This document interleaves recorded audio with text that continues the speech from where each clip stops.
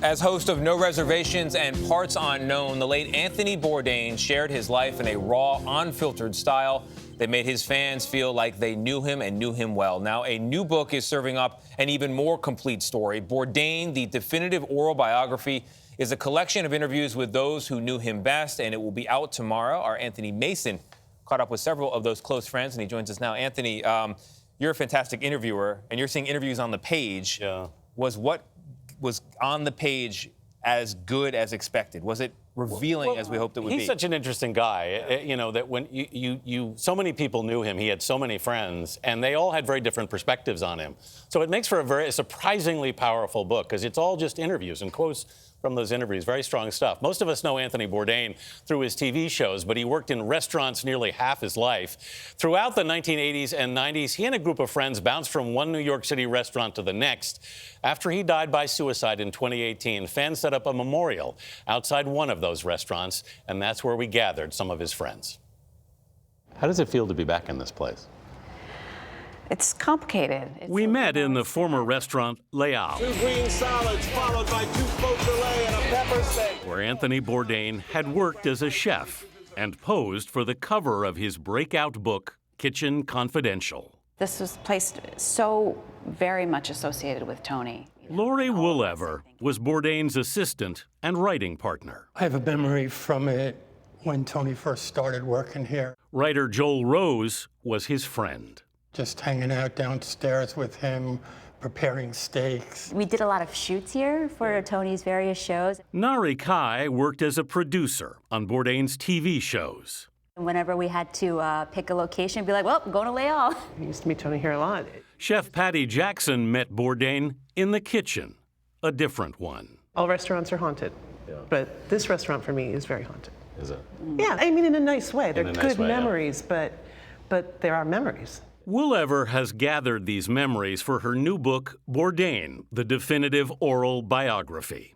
The stories from friends and family paint a picture of a complex man who never quite settled. He was terrified that he was going to work on the line for the rest of his life. And In the kitchen, yeah. Yeah, and he was scared of that. So this is what I've been doing every day for 28 years, and no sane person would want to do this. And he saw writing as a way out? He was hoping that it might be. Bourdain's work hard, party harder lifestyle had taken its toll. Addicted to heroin, he was high when he first met Rose, who was running a literary magazine out of his apartment.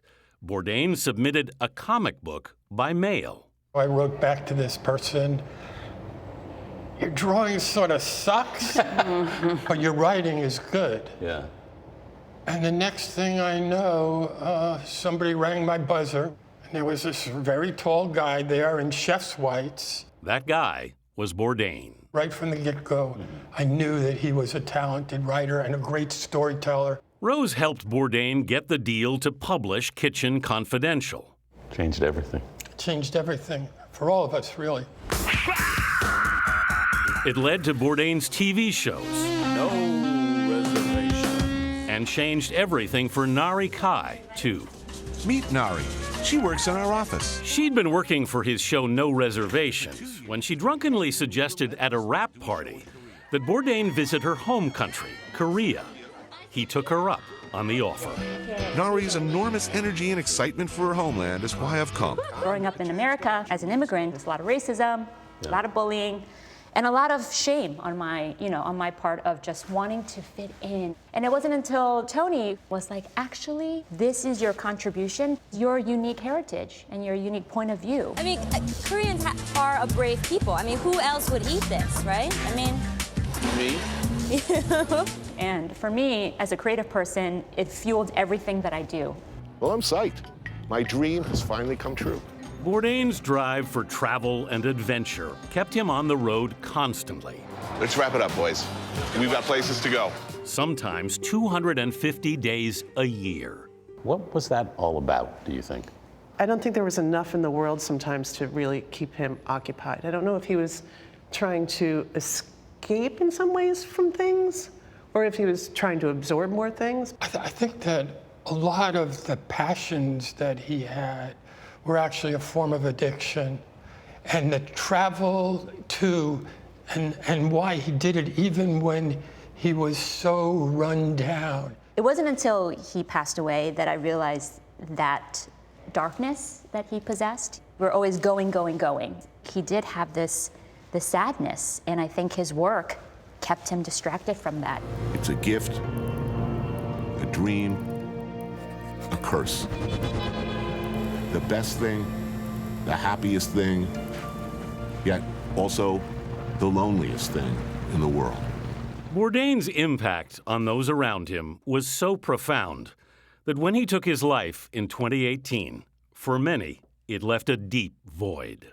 There's a quote from Sally Freeman in the book, and she said, "When I heard the news he died, I thought so many people have lost their anchor." Why was he an anchor for a lot of people?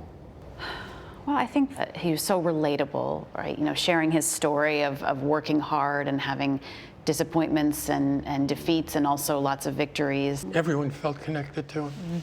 People who didn't know him felt connected to him. And still do. Yeah. And still do, yeah. What is that power? He cared about everybody. Astonishing. Unbelievable. Try that in New York. He was really loyal, really dedicated person, and I think that translated in his work. He was a seeker, he was a dreamer, he had passions and ideas, and he found a way to live that life. That's gonna be good. This is something that he left behind, is this passion to want to try something new, try a new food, talk to a person you wouldn't talk to, go somewhere you haven't been, to grow as a human being. And that was his greatest gift. We all miss him every day. Next month, the restaurant formerly known as Les Halles will start a new chapter as an Alsatian eatery, La Brasserie by Francis Staub. We thank them for letting us use the restaurant. But as you can see, Bourdain left a permanent mark on the places he went and more deeply on the people he met. I can certainly tell that, because he had been on our show shortly before he died. Yeah. He was in the green room raving about his little daughter, and he had just come off the road. Yes. So I remember being so shocked by it. I can't imagine what his friends were thinking. Yeah. I love what the chef said to you. Was he trying to escape or absorb? Yeah, and probably both. I mean, that's the thing you come down to. I mean, that number, 250 days on the road, it startles me every time I hear it. Yeah. I mean, that takes a real toll. And, you know, it requires an enormous amount of energy, and it also means you're not settled. Yeah. You know? Did these conversations shed more of a light on why he was so conflicted? I think, you know, it goes back to, I mean, the thing that they kept pointing out was, look, he was an addict. He was a heroin addict, you know, for a time when he was a chef. And so that may have influenced him down the road. I don't know enough about addiction to know the influence, but it clearly played a role, as they pointed out. I love that line, all restaurants are haunted. I guess some more than most. It's interesting that his old restaurant will now become something else. It was very interesting to see the reaction of all of it being there. I'll bet. It was a great restaurant, too. Thank you, Anthony. Always good to have you here.